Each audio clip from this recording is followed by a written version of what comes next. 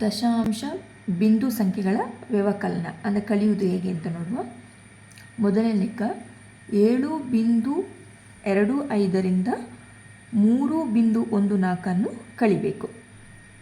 ಹೇಗೆ ಬರ್ಕೊಳ್ಳೋದಂದರೆ 7.25 3ನ್ನು 3.14 7ರ ಕೆಳಗೆ ಬರೆಯಬೇಕು. ಬಿಂದುಗೆ ಸರಿಯಾಗಿ ಹೊಂದಿಸಿ ಬರೆದುಕೊಳ್ಬೇಕು. 3.14 ಕಳೆಯಿರಿ. 5ರಿಂದ 4 ಎಷ್ಟು? 1. 2ರಿಂದ 1 1.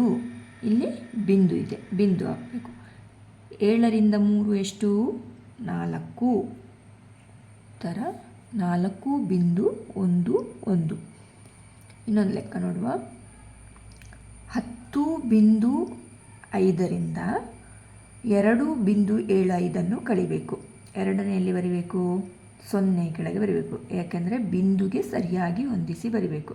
2.75 ಇಲ್ಲಿ ಕಳೆಯಿರಿ. ಇಲ್ಲಿ 2 ಸಂಖ್ಯೆ ಇದೆ, ಇಲ್ಲಿ 1 ಸಂಖ್ಯೆ ಇದೆ, ಅದಕ್ಕೆ ಅದರ ಪಕ್ಕದಲ್ಲಿ 0 ಹಾಕ್ಕೊಳ್ಳಿ. ಈಗ 0ಯಿಂದ 5 ಕಳೀಲಿಕ್ಕೆ ಆಗೋದಿಲ್ಲ. ಈಚೆಯಿಂದ 1 ತಗೊಳ್ಳಿ. ಈ ಸಂಖ್ಯೆಯಿಂದ 1 ಸಂಖ್ಯೆಯನ್ನು ತಗೊಳ್ಬೇಕು. 5ರಿಂದ 1 ಸಂಖ್ಯೆಯನ್ನು, ಅಂದರೆ ಇಲ್ಲಿ ಎಷ್ಟಾಗುತ್ತೆ? 10. 10ರಿಂದ 5 ಎಷ್ಟು? 5. ಈಗ ಇಲ್ಲಿ ಎಷ್ಟಿದೆ? 4 ಇದೆ, ಅಂದರೆ 1 ಈ ಕಡೆ ತಗೊಂಡಿದ್ದೇವೆ. ಎಷ್ಟಿದೆ ಇಲ್ಲಿ? 4. ಈ ಕಡೆಯಿಂದ 0ಯಿಂದ ತಗೊಳ್ಳಿಕ್ಕಾಗಲ್ಲ. ಒಟ್ಟು 10. ಇಲ್ಲಿ ಎಷ್ಟಿದೆ? 10. ಇಲ್ಲಿ 1 ತಗೊಳ್ಳಿ. ಎಷ್ಟಾಗ್ತದೆ? 14.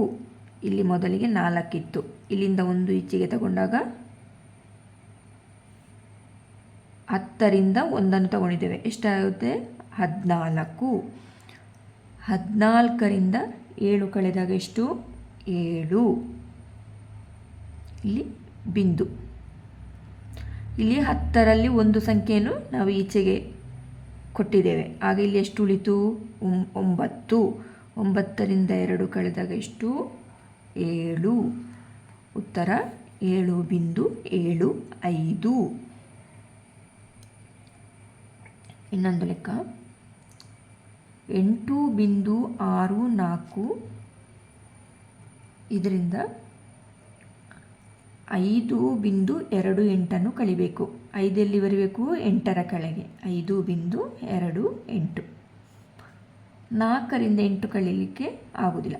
ಆವಾಗ ಇಲ್ಲಿಂದ 1 ಸಂಖ್ಯೆಯಿಂದ ಉಳಬೇಕು. 14ರಿಂದ 8 ಎಷ್ಟು ಕಳೆದಾಗ ಕಳಿಬೇಕು? 14ರಿಂದ 8 ಕಳೆದಾಗ 6. ಈಗ ಇಲ್ಲಿ ಎಷ್ಟಿದೆ? 1 ಈ ಕಡೆ ಕೊಟ್ಟಿದ್ದೇವೆ, 5 ಉಳಿದಿದೆ. 5ರಿಂದ 2 3. 8ರಿಂದ 5 3. ಉತ್ತರ 3.36. ಇನ್ನೊಂದು ಲೆಕ್ಕ. 12.08ರಿಂದ 7.65 ಕಳಿಬೇಕು. 7 ಎಲ್ಲಿ ಬರೆದುಕೊಳ್ಬೇಕು? 2ರ ಕೆಳಗೆ. 7 ಬಿಂದುಗೆ ಸರಿ ಹೊಂದಿಸಿ ಬರೆದುಕೊಂಡದ್ದು. 6 5. 8ರಿಂದ 5 ಎಷ್ಟು? 3. 0ರಿಂದ 6 ಕಳೀಲಿಕ್ಕೆ ಆಗೋದಿಲ್ಲ. ಈಚೆದೊಂದು ಸಂಖ್ಯೆ ತಗೊಳ್ಳಿ. ಎಷ್ಟಾಗುತ್ತೆ?